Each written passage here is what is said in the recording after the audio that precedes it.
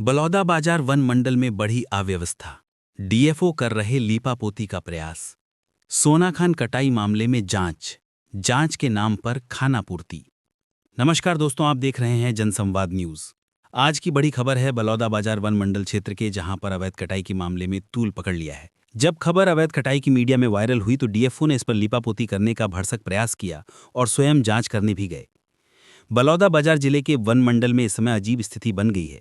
Sonakhan one परिक्षेत्र में अवैध पेड़ कटाई के खुलासे के बाद वन मंडल अधिकारी यानी डीएफओ गणवीर धम्मशील खुद अपने ही बयानों में उलझते नजर आ रहे हैं। खबर प्रकाशित होने के बाद एक और उन्होंने जांच करवाने की बात कही, वहीं दूसरी ओर वन मंडल कार्यालय से जारी प्रेस नोट में खबर को भ्रामक और मिथ्या बताया गया है। जबकि हमारे संवाददाता ने जब जंगल के भीतर पड़ताल की तो अवैध कटाई का खुलेआम साफ साफ नजारा सामने आया, जिसे आप तस्वीरों में देख सकते हैं। सोनाखान क्षेत्र के जंगलों में बड़े पैमाने पर अवैध कटाई और वन कर्मियों की लापरवाही का खुलासा हुआ है। इस खबर के बाद विभाग में हलचल मच गई। वन मंडलाधिकारी यानी डीएफओ गणवीर धम्मशील ने पूरे मामले को छुपाने के लिए न केवल खबर का खंडन किया, बल्कि बाकायदा वन मंडल कार्यालय के लेटर हेड पर हस्ताक्षरित प्रेस नोट जारी किया। मामला तब और दिलचस्प हो गया जब पिछले दिनों डीएफओ गणवीर धम्मशील ने खुद अपने हस्ताक्षर से खंडन जारी कर दिया। लेकिन यह खंडन कई नए सवालों को जन्म दे गया, क्योंकि वही डीएफओ पहले मीडिया के कैमरे पर जांच की बात कह चुके थे और अब वही अवैध कटाई नहीं हुई का दावा कर रहे हैं। अपनी ईमानदार छवि दिखाने वाले डीएफओ अवैध कटाई के मामले में जिम्मेदार वन अधिकारियों और कर्मचारियों को संरक्षण देते नजर आए। हमारे संवाददाता ने अवैध कटाई की शिकायत मिलने के बाद स्वयं निरीक्षण करने का फैसला किया और हमारी टीम जंगल के अंदर पहुंच गई, जहां खुलेआम अवैध कटाई के सबूत पाए गए। सोनाखान के जंगल में अवैध कटाई का मामला और मौके पर मौजूद ठूंठ बता रहे हैं खुली लूट की कहानी, लेकिन जिम्मेदार अफसर कार्रवाई करवाई की बात कहकर पल्ला झाड़ने नजर आए। खबर प्रकाशित होने के बाद अवैध कटाई के अवशेष पेड़ों के सबूत पर विभाग की मोहर लगवा दी गई। सोनाखान वन परिक्षेत्र के झालपानी और पठियापाली बीट में कई जगहों पर अवैध रूप से कटे पेड़ों के ठूंठ आप खुलेआम हमारे स्क्रीन पर देख सकते हैं। ठूंठों पर ना तो हैमरिंग है, ना कोई ड्रेसिंग, जिससे स्पष्ट था कि इन पर निरीक्षण नहीं हुआ था। ग्रामीणों ने भी बताया कि लकड़ी तस्कर रात के समय जंगल में घुसते हैं और वाहन में लकड़ी ले जाते हैं। अपने प्रारंभिक बयान में डीएफओ ने माना कि कटाई की जानकारी मिली है, जांच होगी। जब ये वीडियो और तस्वीरें डीएफओ गणवीर धम्मशील को दिखाएं तो उन्होंने साफ कहा था, हम आपके माध्यम से ये जानकारी मिली है, मैं इसको गंभीरता से लेते हुए एसडीओ को अधिकृत करता हूं। अगर अवैध कटाई हुई है तो कार्रवाई की जाएगी। यह बयान खुद डीएफओ का था और यही वो क्षण था जिसने विभागीय हलचल तेज कर दी। डीएफओ ने मौके पर उपविमंडलाधिकारी यानी एसडीओ को जांच का जिम्मा सौंपने की बात कही थी, लेकिन यह काफी हास्यास्पद आसपास था, क्योंकि एसडीओ भी कहीं ना कहीं पूरे मामले में जिम्मेदार हैं और अधिकांशतः तौर पर अपने मुख्यालय से नदारद रहते हैं। 5 नवंबर को वन विभाग ने आधिकारिक लेटर पैड पर एक प्रेस नोट जारी किया। उसमें लिखा गया कि सोनाखान रेंज के झालपानी और पठियापाली बीट में नियमित गश्त की जाती है। समाचार में बताई गई ठूंठ पुराने हैं, जिन पर पहले ही हैमर निशान लगाया जा चुका है। हाल में किसी भी प्रकार की नई अवैध कटाई नहीं मिली, जबकि यह पूरी तरह से झूठ है। विभाग के जिम्मेदारों द्वारा जारी किए गए प्रेस नोट में यह भी कहा गया कि झालपानी बीट का निरीक्षण 22 अक्टूबर 2025 को किया जा चुका था। पटियापाली बीट का निरीक्षण 31 अक्टूबर 2025 को हुआ था। 6 नवंबर को प्रशिक्षु वन क्षेत्रपाल नवीन वर्मा और परिसर रक्षी हरगोविंद जायसवाल द्वारा स्थल निरीक्षण कर पुष्टि की गई कि नई अवैध कटाई नहीं हुई है। यह पूरा मामला उसी प्रकार से है जैसे चोर से चोरी की जांच करवाना। सवाल यह है कि अगर 22 और 31 अक्टूबर को निरीक्षण पहले ही हो चुका था, तो 3 नवंबर को जब पत्रकारों ने सवाल पूछे तब यह जानकारी क्यों नहीं दी गई? और फिर जब निरीक्षण की रिपोर्ट पहले से मौजूद थी तो डीएफओ ने 5 नवंबर को अभी पता चला क्यों कहा? और अगर निरीक्षण पहले से हुआ था तो 6 नवंबर को प्रशिक्षु क्षेत्रपाल और परिसर रक्षी से दोबारा स्थल निरीक्षण करवाने की जरूरत क्यों पड़ी?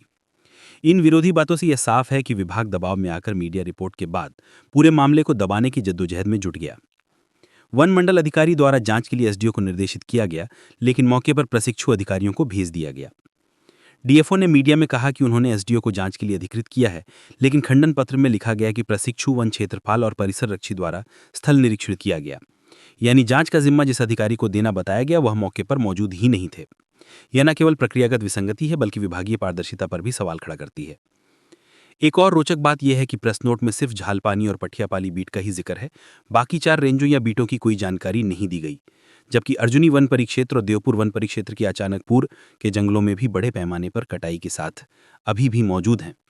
अब सवाल उठता है कि आखिर डीएफओ जिम्मेदार अधिकारी कर्मचारियों को बचाने में मशक्कत क्यों कर रहे हैं और बाकी बीटों की जांच क्यों नहीं हुई? क्या सिर्फ मीडिया रिपोर्ट को खारिज करने के लिए यह संपूर्ण निरीक्षण दिखाया गया? महत्वपूर्ण यह है कि डीएफओ गणवीर धम्मशील को पूरी जानकारी थी। वीडियो फुटेज, लोकेशन और तारीख सहित सभी साक्ष्य प्रस्तुत किए गए थे, इसके बावजूद विभाग ने 5 दिन तक कोई कार्रवाई नहीं की और जब खबर प्रकाशित हुई तब जाकर 7 नवंबर को प्रेस नोट जारी कर खंडन किया गया और जिम्मेदार अधिकारी कर्मचारियों को बचाने के लिए लीपापोती की गई। मीडिया रिपोर्ट के पहले न तो जांच की गई न कोई जवाब दिया गया। कार्रवाई की जगह खंडन जारी करना विभाग की कार्यशैली पर गहरा सवाल उठाता है। लोकल मीडिया ने हाल में ही चीतल की मौत पर भी विभाग से जानकारी मांगी थी। इस मामले में 2 वन रक्षकों को निलंबित किया गया, लेकिन जब पत्रकारों ने पूछा कि पिछले कुछ सालों में कितने जानवर प्राकृतिक कारणों या बीमारी से मरे, कितने जानवर शिकारियों के हाथों मारे गए, बीमार जानवरों का इलाज कहाँ और कैसे होता है, तो डीएफओ ने 4 दिनों तक लगातार जानकारी देने का आश्वासन दिया, लेकिन कोई आधिकारिक रिपोर्ट उपलब्ध नहीं कराई। दिन में 2-2 बार कॉल, मैसेज और मुलाकात कर सामने से बोलने के बावजूद कोई दस्तावेज और जानकारी नहीं भेजे गए। अवैध पेड़ कटाई की खबर प्रकाशित होने के बाद ही शुक्रवार देर रात रिपोर्ट भेजी गई। यह दर्शाता है कि विभाग पारदर्शिता से बचने की कोशिश करता है। मीडिया द्वारा दस्तावेजों की मांग पर डीएफओ गणवीर धर्मशील का जवाब भी चर्चा में है। जब पत्रकारों ने आधिकारिक जांच रिपोर्ट, निलंबन आदेश और कार्रवाई की कॉपी मांगी तो डीएफओ का जवाब था, मैं बाइट दे रहा हूं, मैं बोल रहा हूं, मैं जिम्मेदार अधिकारी हूं। आपको कागज क्यों चाहिए? मेरे बोलने पर यकीन नहीं है क्या? यह रवैया न केवल पत्रकारिता के अधिकारों का अपमान है बल्कि सूचना के अधिकार की मूल अवधारणा के भी खिलाफ है। विभागीय पारदर्शिता का अर्थ सिर्फ बाइट देना नहीं बल्कि तथ्यों और दस्तावेजों को सार्वजनिक करना भी है। पिछले कुछ दिनों से लगातार देवपुर सोनाखान अर्जुनी वन परिक्षेत्र में अवैध कटाई और शिकार के मामले बढ़े हैं और विभाग की कार्रवाई न के बराबर है, क्योंकि जिम्मेदार जंगल की ड्यूटी के बजाय किसी और ही ड्यूटी में गायब रहते हैं। बरौदा बाजार वन मंडल हाल के वर्षों में लगातार सुर्खियों में रहा है।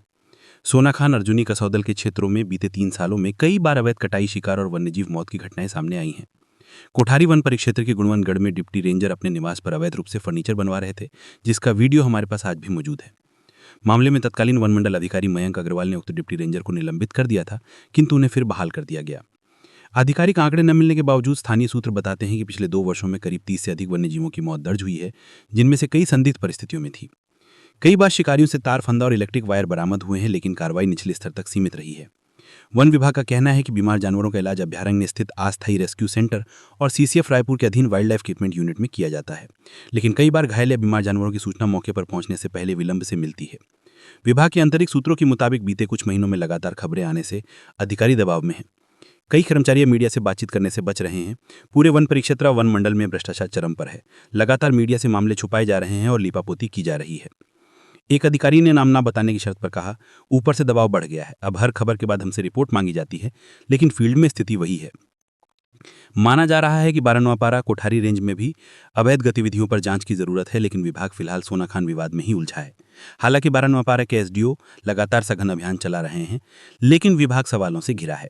सोनाखान की अवैध कटाई का मामला अब विभागीय खामियों और जवाबदेही की परीक्षा बन गया है। डीएफओ गणवीर धर्मशील का बयान, खंडन और फाइलों की देरी सब मिलकर यह दिखाते हैं कि व्यवस्था में पारदर्शिता की कमी है। मीडिया की भूमिका सिर्फ सवाल उठाना नहीं, जवाब मांगना भी है। लेकिन जब जांच को खंडन में बदल दिया जाए तो यह केवल पेड़ों की नहीं, भरोसे की भी कटाई है, जो कि लगातार जारी है। तो ये थी आज की बड़ी खबर। यदि खबर आपको पसंद आए तो इसे अधिक से अधिक शेयर करें, लाइक करें और कमेंट बॉक्स में अपनी प्रतिक्रिया लिखकर हमें जरूर बताएं। धन्यवाद, नमस्कार, मिलते हैं फिर नई खबर के साथ।